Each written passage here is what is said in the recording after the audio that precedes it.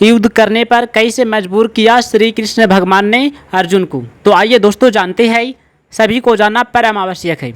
भगवान श्री कृष्ण अर्जुन को कहते हैं कि शत्रु पक्ष चाहे कितना भी कमज़ोर हो और अपना पक्ष चाहे कितना ही सबल हो, ऐसी स्थिति में शत्रु पक्ष को कभी कमज़ोर नहीं समझना चाहिए।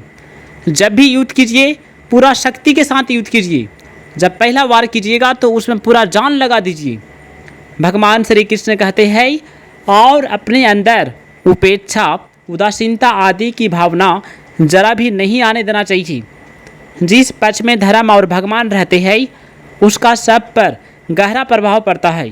पापी से पापी, दुष्ट से दुष्ट व्यक्ति पर भी उसका प्रभाव पड़ता है। धर्म और भगवान नित्य है। कितनी भी ऊंच से ऊंची भौतिक शक्तियाँ क्यों न हो, वे सभी अनित्य है। अधर्म और अन्याय व्यक्ति को डरपोक बना देता है। अन्यायी पापी व्यक्ति कभी निर्भय और सुख शांति से नहीं रह सकता। यह प्रकृति का अटल नियम है।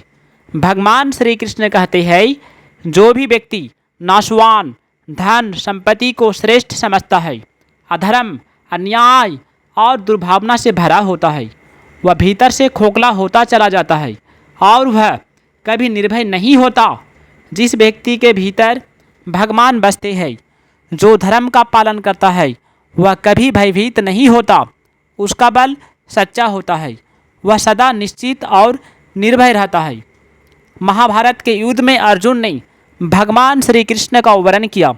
जिसकी दृष्टि भगवान पर होती है उसका हृदय बलवान होता है, क्योंकि भगवान का बल सच्चा बल होता है। महाभारत के युद्ध में दुर्योधन ने नारायणी सेना का वर्णन किया। उसने सांसारिक वैभव का चुनाव किया। जिसकी दृष्टि सांसारिक वैभव पर होती है उसका हृदय कमज़ोर होता है, क्योंकि संसार का बल कच्चा होता है। दोस्तों, जहाँ विद्या का संबंध होता है वहाँ पक्षपात नहीं होता, लेकिन जहाँ पारिवारिक संबंध होता है वहाँ स्नेहवश पक्षपात हो जाता है। जो व्यक्ति ऊंचे स्थान पर नियुक्त होने पर स्वयं को बड़ा मानता है, वह स्वयं वास्तव में छोटा ही होता है। लेकिन जो स्वयं बड़ा होता है वह जहाँ भी रहे बड़ा माना जाता है। खुद का किया हुआ पाप, अन्याय व्यक्ति को निर्बल बना देता है। अधर्म अधर्मी को खा जाता है। पारिवारिक स्नेह में व्यक्ति अपने कर्तव्य पथ से भटक जाता है और गलत दिशा की ओर मुड़ जाता है। इसे बचते हुए उसे तटस्थ बने रहना चाहिए। इतना मिल गया, इतना और मिल जाए, फिर ऐसा मिलता ही रहे। ऐसे धन, जमीन, मकान, आदर, प्रशंसा, पद, अधिकार आदि की तरफ बढ़ता आकर्षण लोभ कहलाता है। दोस्तों, कहा जाता है कि लोभ ही पाप का जड़ है। मनुष्य को कभी भी लोभ लालच में नहीं पड़ना चाहिए, नहीं तो इससे हमारा जिंदगी बर्बाद हो जाता है। लोभ की आदत के कारण विवेक शक्ति का नाश हो जाता है। संयोग यानी कि मिलन में जितना सुख नहीं होता, वियोग या जुदाई में उससे अधिक दुख होता है। अर्थात पहले वस्तुओं का जो निरंतर अभाव होता है वह इतना दुखदायी नहीं होता जितना वस्तुओं का संयोग होकर उनसे वियोग होना दुखदायी है। ऐसे होने पर व्यक्ति में लोभ जन्म ले लेता है और वह किसी भी प्रकार से उन्हें पाने की चेष्टा करता ही रहता है। दोस्तों, जहाँ लड़ाई होती है वहाँ समय, संपत्ति, शक्ति का नाश हो जाता है। तरह तरह की चिंताएं और मुसीबतें आती जाती है। धर्म का पालन करने से मन शुद्ध हो जाता है और मन शुद्ध होने से बुद्धि सात्विक बन जाती है। सात्विक बुद्धि में क्या करना चाहिए और क्या नहीं करना चाहिए, इसका विवेक जागृत हो जाता है। अधर्म का पालन करने से मन अशुद्ध हो जाता है और गलत कार्यों की ओर मुड़ जाता है। होनी को रोकना मनुष्य के वश में नहीं, लेकिन अपने कर्तव्य का पालन करके मनुष्य अपना उद्धार कर सकता है और कर्तव्य से डिगकर अपना पतन कर सकता है।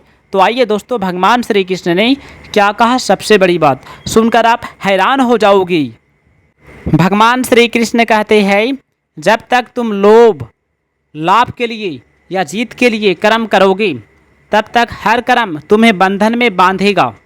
दुविधा और स्वार्थ छोड़कर आत्मा के सत्य को जानते हुए निष्काम काम करो।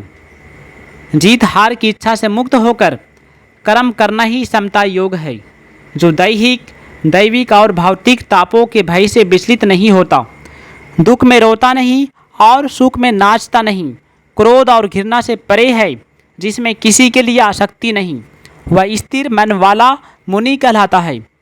अपनी इंद्रियों को वश में करके जो परमात्मा में स्थिर कर देता है, वह स्थिर बुद्धि वाला कहलाता है। सच है कि इंद्रियां ही सब परेशानियां का कारण है। इनकी आसक्ति से काम यानी कि इच्छा उत्पन्न होता है। कामना पूरी न होने से क्रोध पैदा हो जाता है। क्रोध से व्यक्ति मोह में फंस जाता है। मोह से स्मृति नष्ट हो जाती है। इससे बुद्धि का नाश हो जाता है। बुद्धि नष्ट होने से सब कुछ नष्ट हो जाता है। अतः इंद्रियों को संयमित करके बुद्धि को परमात्मा श्री कृष्ण में स्थिर करके जो अपने कर्तव्य धर्म का पालन करता है, वह सब पापों से मुक्त हो जाता है। इस प्रकार हम देखते हैं कि इस अध्याय में कर्तव्य का महत्व बताया गया है कि जो व्यक्ति अपने कर्तव्य का पालन नहीं करता, उसे शांति मिल सकती है। कर्तव्य पालन में दृढ़ता रहने से अशांति उत्पन्न होती है। जो अशांत होता है वह हृदय में मची हलचल के कारण दुखी रहता है। बाहर से उसे कितने ही सुख मिल जाए, वह सुखी नहीं होता। गुरु तो उपदेश दे देंगे, जिस मार्ग का ज्ञान नहीं उसका ज्ञान करा देंगे, पूरा प्रकाश दे देंगी, पूरी बात बता देंगी, पर मार्ग पर तो आपको स्वयं चलना ही पड़ेगा। अपना कल्याण तो शिष्य को स्वयं करना होगा। व्यक्ति तब बड़े दुखी होते हैं जब वे अपने पराये में भेद करने लगते हैं और चीज़ों तथा लोगों को निजी और पराये में विभक्त कर देते हैं। हमारे सामने जन्म, मृत्यु, लाभ, हानि आदि के रूप में जो भी परिस्थितियां आती है, वह अपने आप किए हुए कर्मों का फल होता है। परिस्थिति चाहे अनुकूल आए या प्रतिकूल, उसका आरंभ और अंत होता ही होता है। ऐसे अस्थायी परिस्थिति के लिए खुश होना या दुखी होना केवल मूर्खता है। अर्थात हमें हर स्थिति में तटस्थ रहना चाहिए। शरीर नाशवान है और इसमें रहने वाला आत्मा शाश्वत है। इसलिए नाशवान शरीर के लिए शोक करना व्यर्थ है, क्योंकि वह तो अवश्यंभावी होता है। विचार से कर्तव्य का बोध होता है और चिंता से विचार नष्ट हो जाता है। शरीर एक क्षण भी हमारे साथ नहीं रहता और परमात्मा निरंतर हमारे साथ रहते हैं। इसलिए दोस्तों, शरीर को अपना मानना और परमात्मा को अपना न मानना सबसे बड़ी भूल है। अनेक युग बदल जाएं तो भी आत्मा बदलती नहीं, वह ज्यों का त्यों ही रहती है, क्योंकि वह परमात्मा का अंश है। परंतु शरीर बदलता ही रहता है, क्षण मात्र भी वह नहीं रहता। शरीर जन्म से पहले भी नहीं था, मरने के बाद भी नहीं रहेगा तथा वर्तमान में भी प्रति क्षण मर रहा है। अतः इस शरीर का मोह नहीं करना चाहिए। जिसको हम चाहते हैं ऐसी अनुकूल वस्तु, व्यक्ति, घटना, देश, काल आदि के मिलने से सुख हो जाता है, और जिसको हम नहीं चाहते ऐसे प्रतिकूल वस्तु, व्यक्ति, परिस्थिति आदि के मिलने से दुख हो जाता है। ज़्यादा सर्दी पड़ने से वृक्ष सूख जाता है और ज़्यादा गर्मी से भी वृक्ष सूख जाता है। अतः परिणाम में सर्दी और गर्मी दोनों एक ही होता है। इसी तरह अनुकूलता और प्रतिकूलता भी एक ही है। भगवान इनसे ऊंचा उठने की सलाह देते हैं। दोस्तों, यदि वीडियो अच्छा लगे तो वीडियो को लाइक कीजिएगा। चैनल को सब्सक्राइब करके कमेंट में जय श्री कृष्ण, राधे राधे ज़रूर लिखिएगा। जय श्री कृष्ण।